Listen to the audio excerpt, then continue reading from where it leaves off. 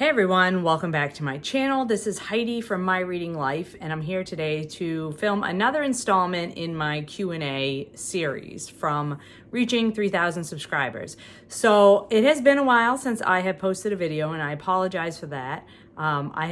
Did not mean to go on a break this long, but I have been ill, and even though I was sick, I was still working, and there were a lot of family things going on, and so I just I did not have the energy, nor did I have the voice for much of it to film another video.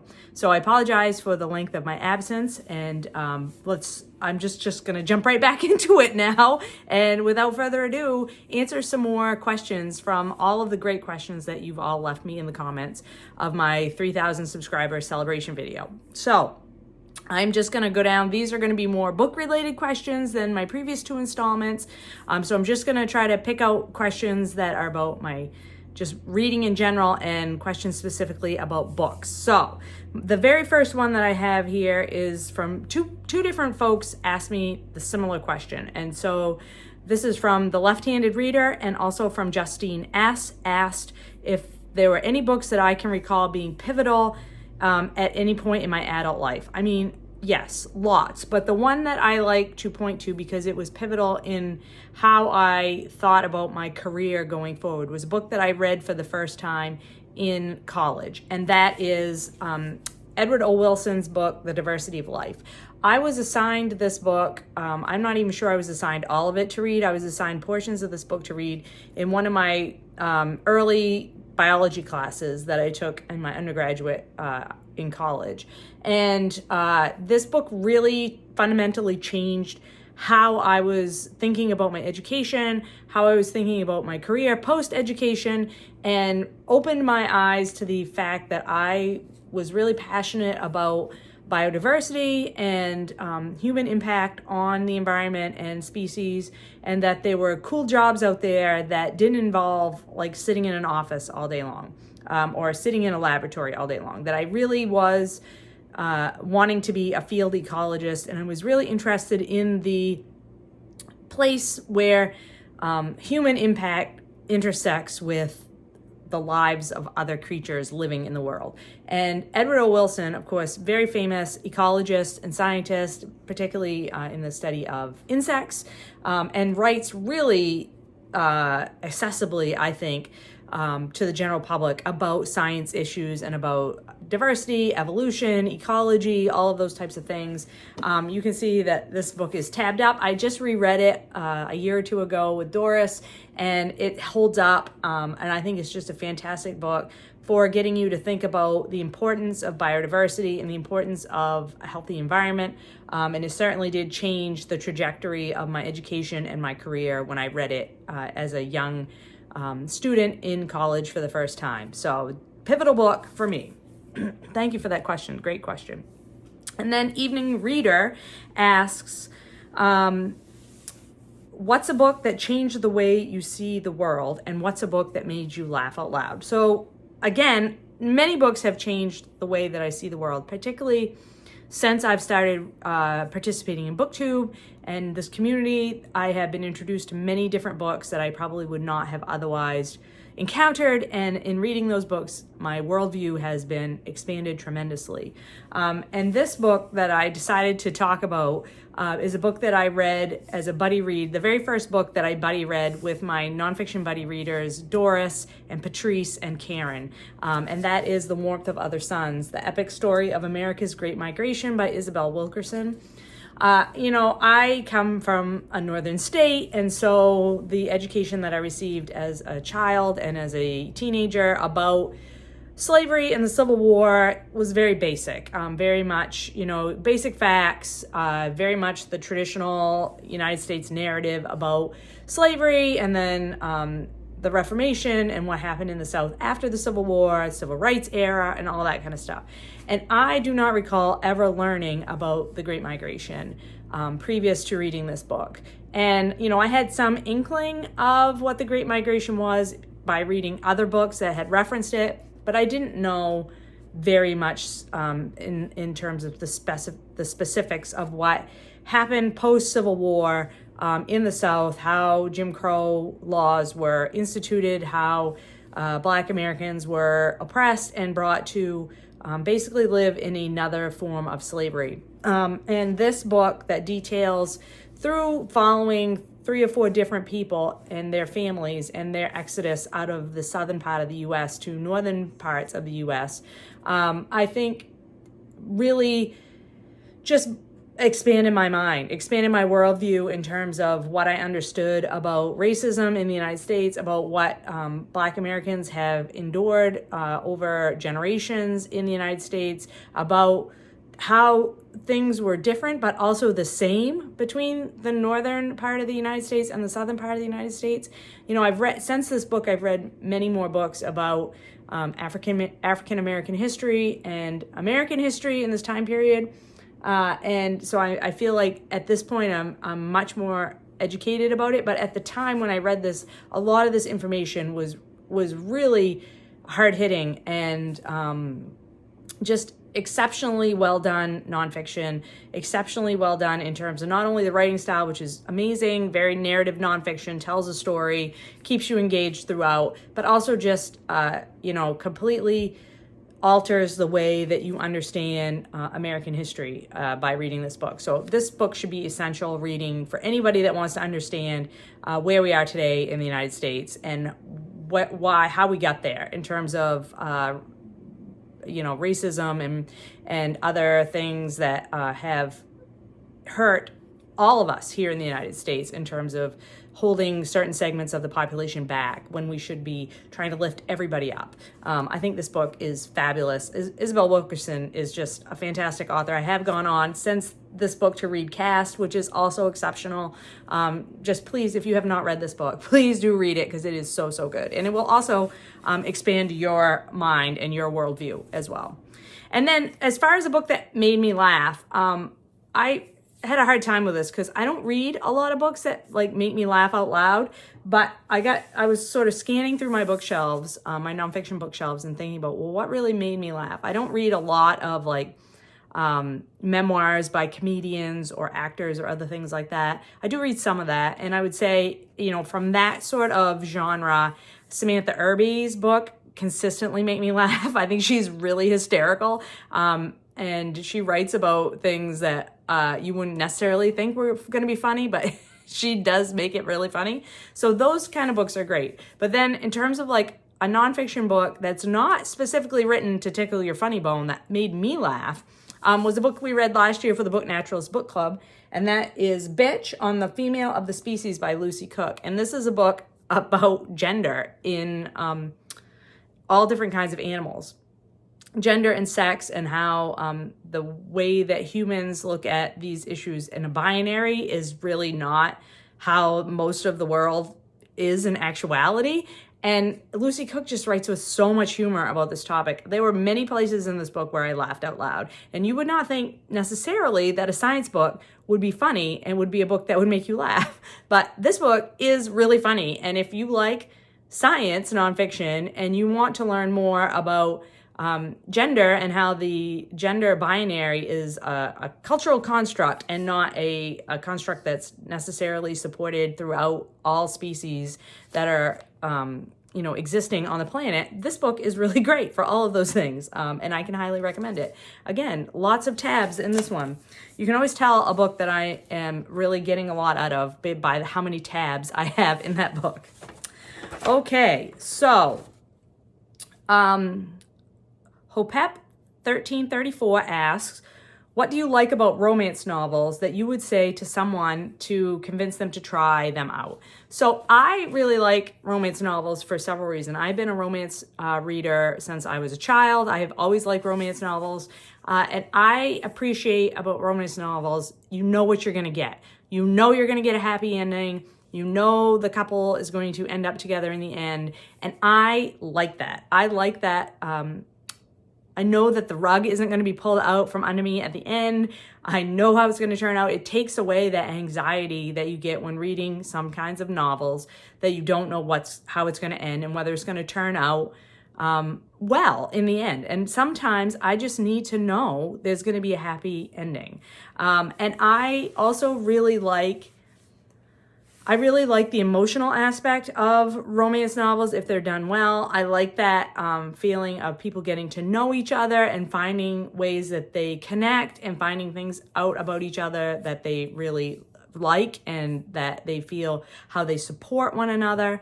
I also like romance novels that have a big supporting cast that's written, whether that's a friend group or a big family, siblings, whatever the case may be. If it's done well, I think a big supporting cast in a romance novel is really fun and really satisfying to me. And lately, I really appreciate humor in my romance novels. Like I have moved away from sort of really deep, emotionally impactful romance novels to a more lighthearted, comedic style romance novel. Because I read romance novels as a form of escape and as a way to cheer myself up and to, just escape into a good story. I really like a romance novel that is going to bring joy and fun and humor into my life. I do not go into romance looking to necessarily learn something, although I often do learn things in romance novels. Like for me, it's like if you relax by watching TV shows, and you really like sitcoms, I don't watch TV shows. For me, reading a romance novel is like watching a TV show. It's like just good fun. I don't need to be it doesn't need to change my world in any way. It just needs to entertain me and take me away from the problems that are currently stressing me out in my real life. Hope P1334 also asks, what makes a book a space opera? So as far as I understand space opera, which I really love space opera, it is a book set in outer space that acts somewhat like a soap opera. So it's a science fiction novel that is more concerned with the relationships of the people, I say people loosely with quotation marks around them, is more concerned with the characters' emotional interactions than it is with discussing how the science works. So, for example, Becky Chambers' books, The Long Way to a Small Angry... This is the first book in this Wayfarer series, The Long Way to a Small Angry Planet. I would consider Becky Chambers' books to be space operas because they are more concerned with the relationships amongst the characters than they are with any kind of adventure plot or with any kind of, science problem that needs to be solved. It tends to be, a kind of over-the-top story. Whereas I don't necessarily think Becky Chambers tends to be over the top very much. But those certainly can be space operas as well, like an over the top, very dramatic story, just set in space, basically. So kind of a lot of times space operas also will have a romance aspect. There'll be some kind of relationship that's like romance. Those are always very satisfying to me. Lois McMaster Bujold has a series called the Miles Verkosigan series, and those are space operas, and they are fantastic, and I love them. So that's what I would call a space opera. Let's see. I hear books asked about I had a list of my favorite nonfiction books that I had put on a chart and I had ranked them all, and I think it was like the top 50 of them, and if I was going to update that or if I could provide an update for that. And several people have asked me that over the course of the last several years, and the problem is I can't. I have tried and I can't do it because I've gotten to the point where I have read so much nonfiction and so much really good nonfiction that I can no longer get it straight in my mind how to rank them. I think what I need to do is to break them out into like subgenres. So like nature nonfiction, history nonfiction, social justice nonfiction, medical nonfiction, have all these subcategories and try to get like a top 10 list in all those subgenres. I think that's how I'm going to proceed with that because I have struggled to try to come up. I've even started the project. I've tried to film myself doing it and I just cannot do it. I just cannot rank them. There's just too many of them to rank in that way. So I've got to break it up into smaller pieces and try to rank them in chunks if I can. So that's my plans for that.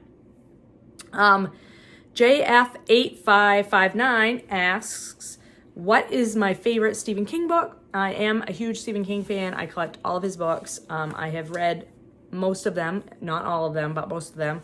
And my absolute favorite one of all time is The Stand. This is the unabridged version. This was first published. The unabridged version came out in, let me see if I can't even see when it came out. It doesn't even say on here. There's a lot of things that are excerpted in the book. 1978 was the original, and then this expanded version came out in 1990. My best friend in high school gave this to me for my birthday, and this is the copy that she gave me. And you can see it's well loved. It has been read many, many times. I absolutely love this book. I think it is fantastic. Stephen King is not for everyone, and you know, especially his older novels have problematic terms used in them and words that we would not use today to describe things, but I have a lot of nostalgia for my Stephen King books, and I just think Stephen King can tell a really awesome story. He is such a good storyteller, and I just love him. So this is my favorite one. And Kim at Middle of the Book March asked, have you always been a nonfiction lover, or was there a time in your life that you switched over? So I have always been a nonfiction lover. So when I was a child, I tended to like stories about animals. So I liked, I liked nonfiction accounts of people who raised wild animals in their families. There was a particular book called Frosty the Raccoon that I really loved and read many times, about a family who raised a wild raccoon. I read the encyclopedia many times, and in fact, I have kept letter F of my grandparents' Encyclopedia Britannica. When they passed away and we were, cleaning out the house, I kept letter F because letter F has had some those clear overlays of frogs, so you could see like the muscles and the veins and the circulatory system overlaid on top of the frog body. And I just would spend hours reading the encyclopedias at my grandparents' house. I mean, I've been a total nerd my whole life, you guys. It's just total nerd from day one. When I was in 7th or 8th grade, I read Lee Iacocca's autobiography. I've always been a nonfiction reader, and I love nonfiction so much. So yeah, that's something I've just always done. And Bhavani Paneer Selvam 3117 asks, have you ever wanted to own an independent bookstore? And no, I really haven't. I have often wanted to work in a bookstore or a library, just to be around books all day. But I don't want to own a business. I am not business ownership is nothing I've ever aspired to. And I would not want to have to deal with the business aspects of owning a bookstore. I am not very good at, I had a few forays into retail sales type jobs when I was younger. I'm terrible at it. It's not my forte. It's not for me. So yeah, I can't see that would be anything I would like to do. But I would, I've often talked about, having a little bookmobile that I could take around and to fairs or whatever in the summertime and sell used books out of. Or I've also talked about working as a librarian when I am retirement age, because, I love books. I love being around books. I love talking about books. Obviously, you guys know that. I have this channel. So yeah, anything that would get me into being able to do that every day, all day, I would love to do it. But I do not want to deal with the business side aspect. I guess I would own a bookstore if somebody else would do the business part, and I would just do the part of stocking the shelves and ringing up sales and that sort of thing I could handle. But other than that, I'm not interested. So that's another bunch of questions asked and answered. I will try to get through the rest of these in a more frequent fashion. I will try to film some more of these in the next week or so and try to get through everybody's questions, because you guys have all asked fantastic questions and I'm excited to answer them all. So please don't lose patience with me. I am working on it. And now that I think I am over the hump in terms of this illness that I've had, I think I can try to get back on a more regular schedule with my videos. I hope you're all doing well and finding some great books to read. I will talk to you later.